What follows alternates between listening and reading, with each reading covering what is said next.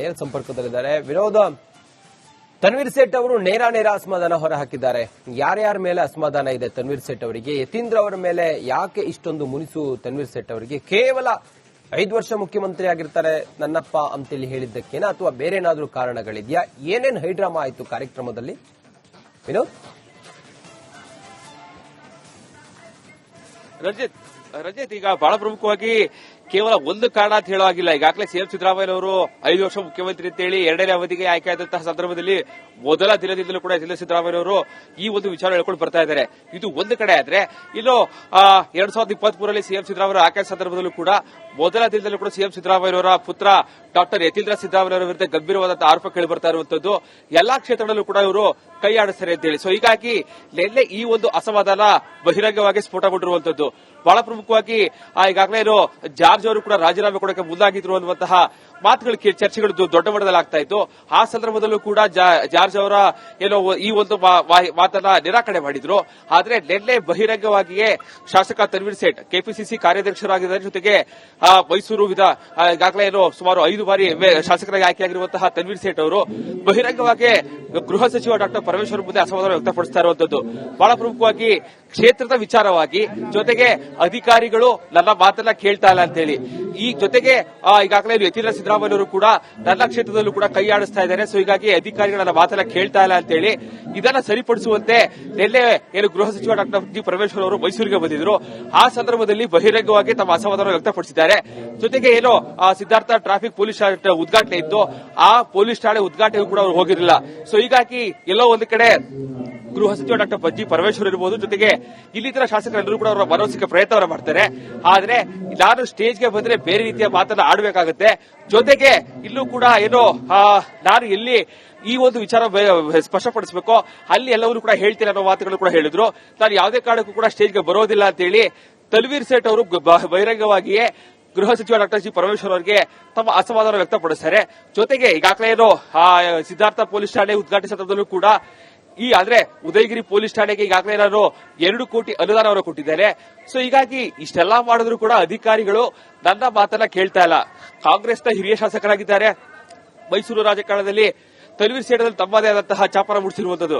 So ಹೀಗಾಗಿ ಅಧಿಕಾರಿಗಳಿರ್ಬೋದು, ಪ್ರತಿಯೊಬ್ಬರು ಕೂಡ ಅವರ ಮಾತನ್ನ ಕೇಳಬೇಕು, ಜೊತೆಗೆ ಅವರ ಕೆಲಸಗಳು ಆಗ್ಬೇಕು ಅನ್ನುವಂಥದ್ದು ಅವರ ಇಚ್ಛೆ ಆಗಿರುತ್ತೆ. ಆದ್ರೆ ಅಧಿಕಾರಿಗಳು ಯಾಕೆ ಈ ರೀತಿ ಮಾಡ್ತಾ ಇದ್ದಾರೆ? ಎಲ್ಲೋ ಒಂದು ಕಡೆ ಶಂಕದಿಂದ ಬಂದರೆ ತೀರ್ಥ ಅನ್ನುವಂತಹ ರೀತಿಯಾಗಿದೆ. ಸೊ ಹೀಗಾಗಿ ಪರೋಕ್ಷವಾಗಿ ಯತೀಂದ್ರ ಸಿದ್ದರಾಮಯ್ಯವರ ವಿರುದ್ಧ ಅವರು ನೇರವಾದಂತಹ ವಾಗ್ದಾಳಿ ನಡೆಸ್ತಾರೆ. ಸೊ ಹೀಗಾಗಿ ಎಲ್ಲೋ ಒಂದು ಕಡೆ ಕಾಂಗ್ರೆಸ್ನಲ್ಲಿ ಆಗ್ತಾ ಇರುವಂತಹ ಬೆಳವಣಿಗೆಗಳು ದಿನದಿಂದ ದಿನಕ್ಕೆ ಸಾಕು ಬೇರೆ ಬೇರೆ ರೀತಿಯಾದಂತಹ ಬೆಳವಣಿಗೆ ನಡೀತಾ ಇರುವಂತದ್ದು. ಈಗಾಗಲೇ ಯತೀಂದ್ರ ಸಿದ್ದರಾಮಯ್ಯವರು ಕೂಡ 5 ವರ್ಷ ಮುಖ್ಯಮಂತ್ರಿ ಆಗಿರ್ತಾರೆ ಅಂತ ಹೇಳಿ, ಅಂದ್ರೆ ಸಿದ್ದರಾಮಯ್ಯ ಇರ್ತಾರೆ ಅಂತ ಹೇಳಿ ಬಹಿರಂಗವಾಗಿ ಹೇಳಿಕೆಯನ್ನು ಕೊಡ್ತಾ ಇದ್ದಾರೆ. ಮತ್ತೊಂದು ಕಡೆ ಅಧಿಕಾರಿಗಳಿರ್ಬೋದು, ಯತೀಂದ್ರ ಸಿದ್ದರಾಮಯ್ಯವರು ಎಲ್ಲಾ ಇಲಾಖೆಗಳಲ್ಲೂ ಕೂಡ ಹಸ್ತಕ್ಷೇಪವನ್ನು ಮಾಡ್ತಾ ಇದ್ದಾರೆ ಅಂತ ಹೇಳಿ ಒಂದು ರೀತಿಯಾದಂತಹ ಆರೋಪಗಳು. ಇದೆಲ್ಲಕ್ಕೂ ಪೂರಕವಾಗಿ ತನ್ವೀರ್ ಸೇಠ್ ಅವರು ನಿನ್ನೆ ನಡೆದುಕೊಂಡಂತಹ ರೀತಿ ಈಗ ಸಾಕಷ್ಟು ಚರ್ಚೆಗೆ ಕಾರಣ ಆಗ್ತಾ ಇದೆ. ಸೊ ಹೀಗಾಗಿ ಮುಂದಿನ ದಿನಗಳಲ್ಲಿ ಕಾಂಗ್ರೆಸ್ನ ಹೈಕಮಾಂಡ್ ಇದೆಲ್ಲದಕ್ಕೂ ಕೂಡ ಯಾವ ರೀತಿಯಾದಂತಹ ತೇಪೆ ಹೆಚ್ಚುವ ಕೆಲಸವನ್ನು ಮಾಡ್ತಾರೆ ಕಾದು ನೋಡಬೇಕಾಗಿದೆ. ರಂಜಿತ್, ವಿನೋದ್, ಸದ್ಯ ಇದನ್ನೆಲ್ಲ ಸಿದ್ದರಾಮಯ್ಯ ಹೇಗ್ ಗಮನಿಸ್ತಾ ಇದ್ದಾರೆ? ಏನಾದ್ರೂ ಇದೆಲ್ಲ ಬೆಳವಣಿಗೆಗಳಾದ ನಂತರ ಇದನ್ನೆಲ್ಲ ಒಂದು ಸರಿಪಡಿಸಬೇಕು ಅನ್ನೋ ರೀತಿಯಲ್ಲಿ ಯತೀಂದ್ರ ಅವರಿಗೆ ಹೇಳಿದ್ದು, ಅಥವಾ ಈ ರೀತಿ ಮಾತಾಡಬೇಡ ನೀನು, ಇದೆಲ್ಲ ಪಕ್ಷದೊಳಗಡೆ ಇಸುಮುರುಸಾಗತ್ತೆ ಅನ್ನೋ ರೀತಿಯಲ್ಲಿ ಏನಾದ್ರೂ ಆಗಿರುವಂತದ್ದು ಏನಾದ್ರೂ ತಮ್ಮ ಗಮನಕ್ಕೆ ಬಂತ, ಅಥವಾ ಏನಾದ್ರೂ ಈ ಕುರಿತಾಗಿ ಏನಾದ್ರೂ ಮಾಹಿತಿ ಇದೆಯಾ? ಹೇಗೆ ಏನು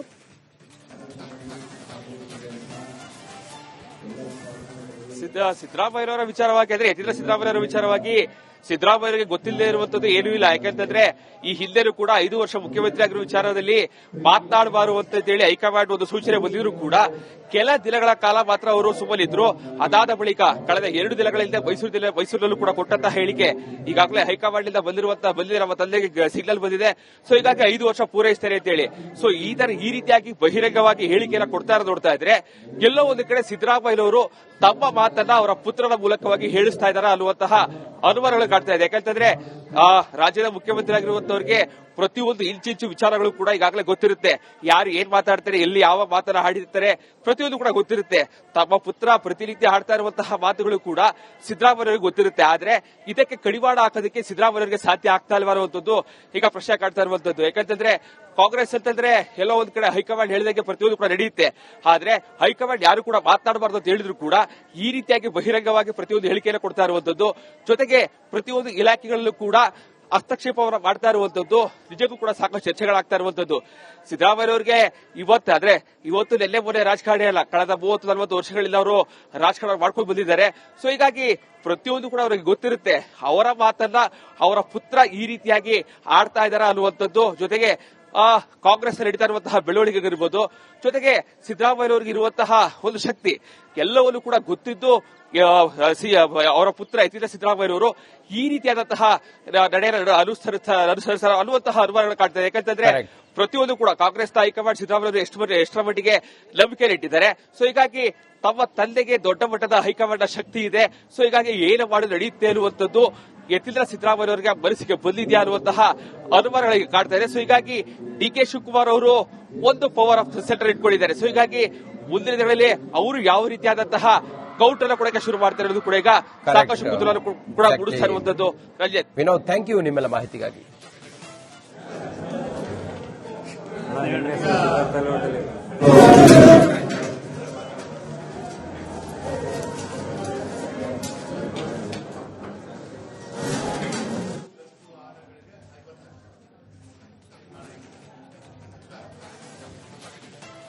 ಪ್ರತಿನಿತ್ಯ ಹಾಡ್ತಾ ಇರುವಂತಹ ಮಾತುಗಳು ಕೂಡ ಸಿದ್ದರಾಮಯ್ಯರಿಗೆ ಗೊತ್ತಿರುತ್ತೆ. ಆದ್ರೆ ಇದಕ್ಕೆ ಕಡಿವಾಣ ಹಾಕೋದಕ್ಕೆ ಸಿದ್ದರಾಮಯ್ಯರಿಗೆ ಸಾಧ್ಯ ಆಗ್ತಾ ಇಲ್ವಾ ಅನ್ನುವಂಥದ್ದು ಈಗ ಪ್ರಶ್ನೆ ಕಾಡ್ತಾ ಇರುವಂತದ್ದು. ಯಾಕಂತಂದ್ರೆ ಕಾಂಗ್ರೆಸ್ ಅಂತಂದ್ರೆ ಎಲ್ಲೋ ಒಂದ್ ಕಡೆ ಹೈಕಮಾಂಡ್ ಹೇಳಿದಂಗೆ ಪ್ರತಿಯೊಂದು ಕೂಡ ನಡೆಯುತ್ತೆ.